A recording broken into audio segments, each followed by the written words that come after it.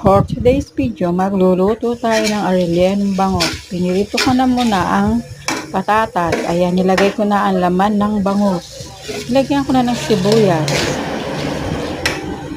Nilagyan ko rin ng carrots.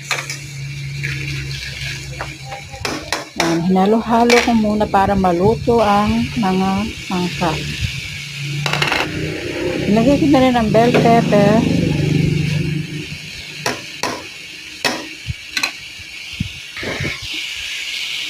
Nilagyan ko ng paminta.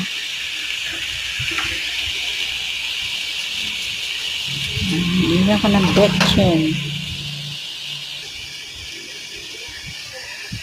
Nilagyan ko ng konting toyo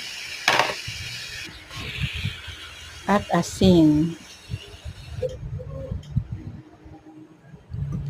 Nilagyan ng luto na, nilagyan ko na ng mayonnaise para lalong sumarap. Nilagyan ko rin siya ng isang itlog. Ayan. Nilagay ko na sa loob ng bangus. Pinurito ko na. At yan, luto na siya.